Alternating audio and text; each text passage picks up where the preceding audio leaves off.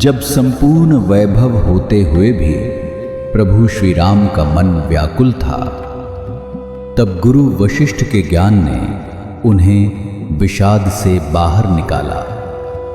सुनिए बकुल जी की वाणी में। जय श्री राम। कल हमने देखा कि लीला का पात्र उदाहरण के रूप में हमारे संवाद में प्रविष्ट हुआ है और वो बहुत ही दिनों तक चलने वाला है। लीला के उदाहरण में भी और कई सारे उदाहरण और उसके अंदर और उदाहरण और उसके अंदर और उदाहरण ऐसे चलता रहेगा। बहुत सारे संवाद भी चलते रहेंगे। बड़ी धैर्य और तीव्रता के साथ हम इस ज्ञानवाणी को ग्रहण करेंगे।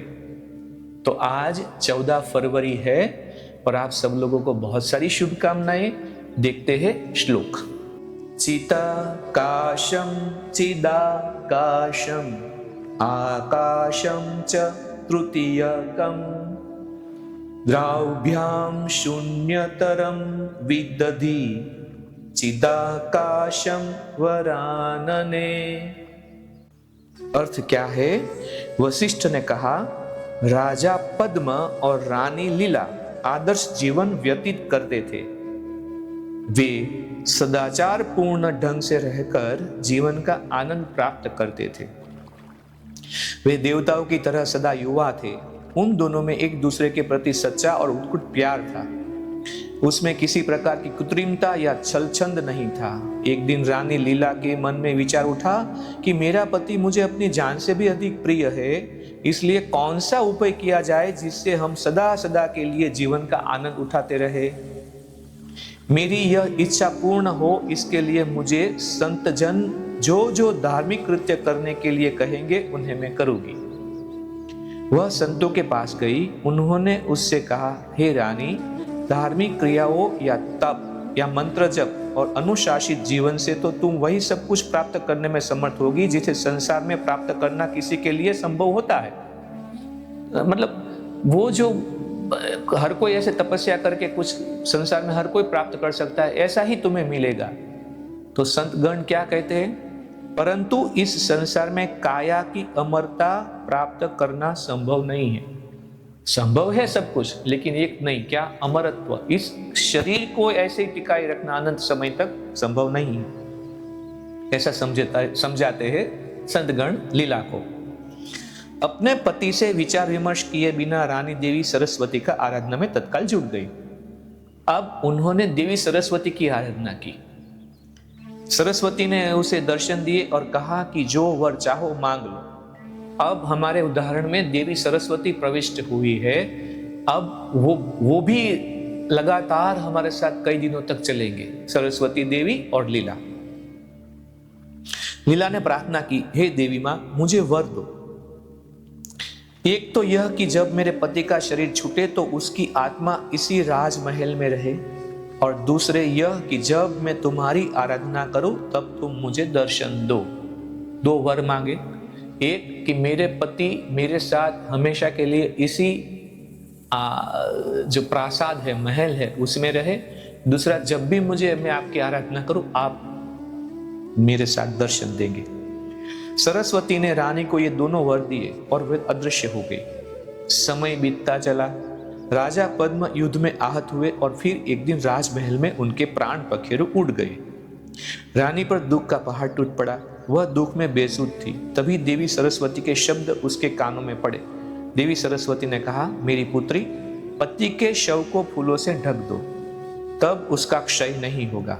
वह इस राजमहल को नहीं छोड़ेगा, क्योंकि पहले उन्होंने ये वरदान दिया था। लीला ने सरस्वती से पूछा, कृपया बताइए कि मेरा पति इस समय कहाँ है। अब शुरू होता है यहाँ से हमारा रमत खेल, जो भी है ज्ञान की बात, या बहुत ही तीव्रता से जो हमारे अंदर उत्कंठा जगी थी, और आज लगातार करीबन 1.5 महीने से आप इस ज्ञान के साथ जुड़े हुए हो। तो आज से अभी बहुत ही मुख्य रूप से कुछ ज्ञान शुरू होने वाला है। सरस्वती ने कहा, अरे लीला, 3 प्रकार के आकाश है।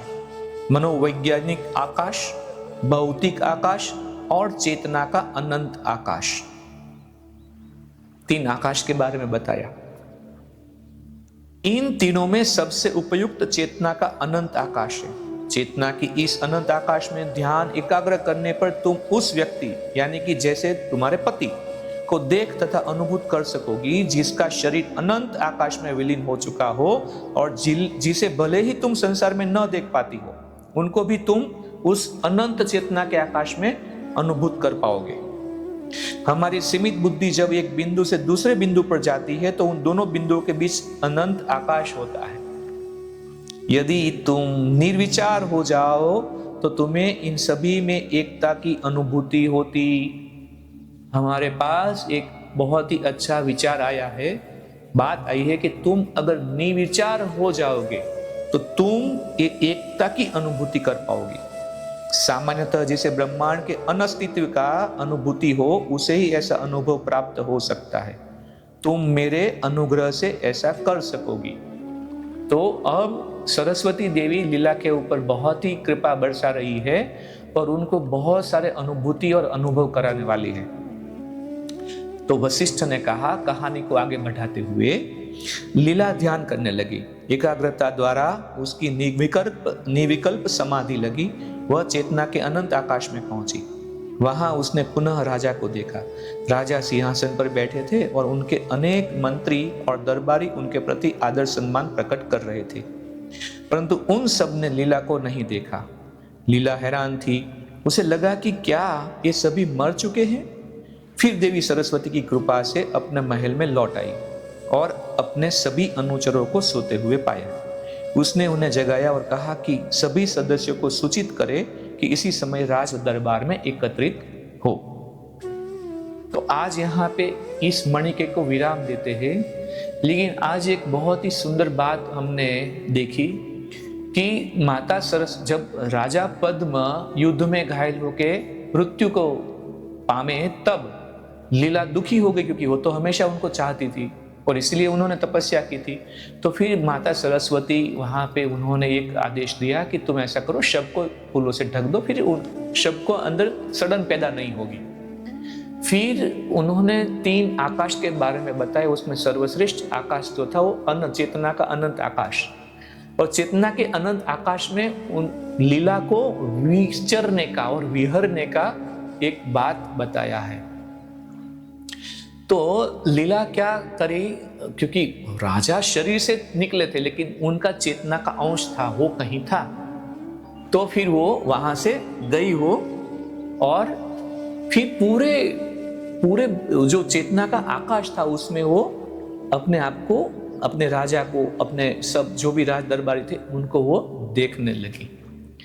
तो ये चेतना का अनंत आकाश जो है उसके ऊपर हम विचार करेंगे। आज के लिए इतना ही। कल मिलेंगे हम वापस इसी श्रृंखला को आगे बढ़ाते हुए। जय श्री राम। इस ज्ञान यात्रा में हमारे साथ बने रहने के लिए चैनल को सब्सक्राइब करें और बेल आइकॉन दबाएं।